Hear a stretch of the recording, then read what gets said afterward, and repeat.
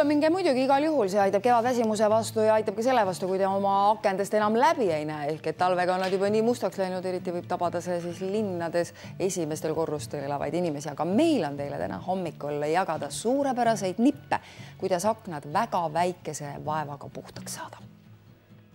No millal on üldse õige aeg akende pesemise peale mõelda?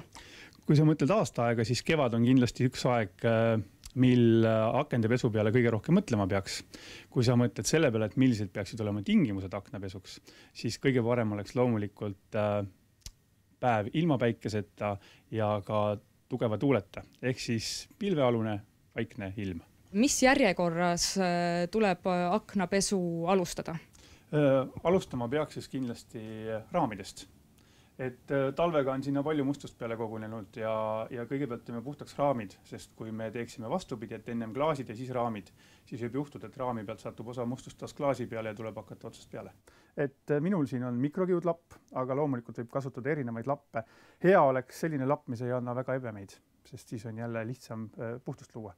Ja mis võiks siis lapi puhul oluline olla see, et ära lihtsalt kägarda seda pihku niimoodi, sest siis ta määrdub sul väga kiirelt ära, vaid ikka voldime jälle kokku, nii on meil palju puhtaid pindu ja saame ühte lappi väga kaua kasutada. Aknapesu me alustame siis väljast poolt. Kuna väljast pool on mustust rohkem, siis on ka pärast parem ja kergem märgata, kas ei kuhugi veel mustust. Et kui me alustaks seest poolt pesuga, siis lihtsalt on väga keeruline seda kvaliteedi kontrollida, kuna aken on väljast poolt oluliselt mustem. Et kui on aknaraami vahe väga must, siis võib kasutada ka näiteks selle puhastamiseks harja, eriti siis nende hingekohtade juurest.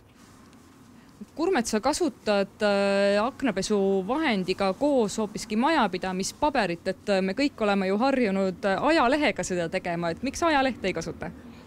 Ajaleht ei oleks hea kasutada sellepärast, et ajakirju teadupärast trükitakse ja see trükimust jääb ka tahes-tahtmata siia aknaklaasi peale ja teeb aknaklaasi tuhmiks.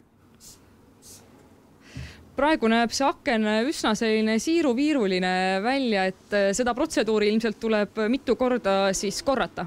Jah, et kui tulemus ei ole selline, nagu sulle meeldiks, siis ei jää kahjuks midagi muud üle, kui tuleb see uuesti teist korda paberite ja ainetega üle käia.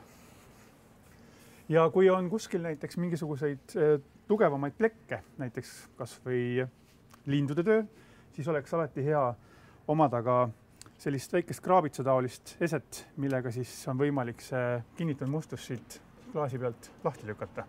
Miks sa niimoodi jupi kaupa seda vahendit sinna paned, et mina olen harjunud näiteks nii, et ma piserdan terve akna rohkelt selle vahendiga täis ja siis hakkan nende mullide sees seal niimoodi hullama? Et pole ju mõistlik seda ainet kasutada rohkem, kui seda just hädapärast tarvis on. Ja nii ma saan seda tulemust ka paremini kontrollida, et see aine ei kuiva vahepeal näiteks akna peal ära, eriti kui on tegemist sellise suurema sorti aknaga nagu siin praegu.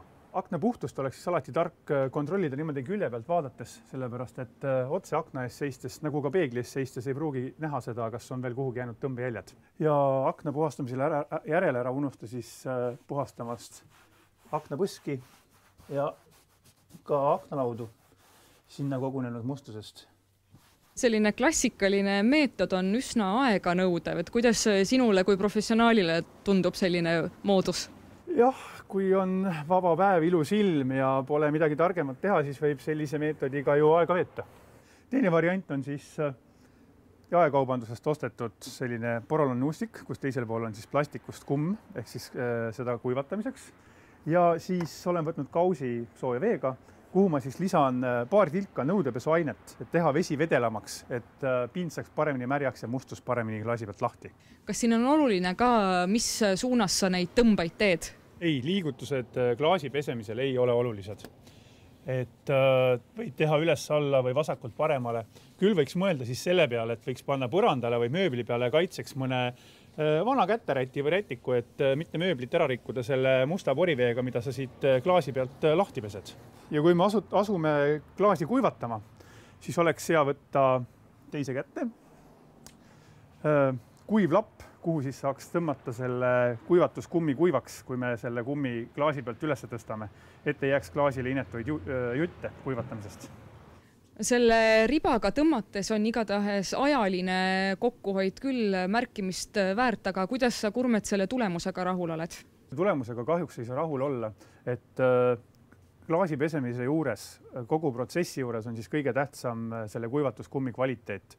Et see, mida meie siis praegu kasutasime, oli plastikust tehtud kumm ja kui näete, siis see aknaklaas on täis veest jäänud jutte ja kui need ära kuivavad, siis see aken on enam-vähem sama kole kui ennem pesemise alustamist. Praegusel juhul oleks siis tarvilik võtta näiteks kas paber või siis mikrokiust klaasilapp ja hakata sellega seda klaasi uuesti üle pühkima, et need jutid siit klaasi pealt maha saada.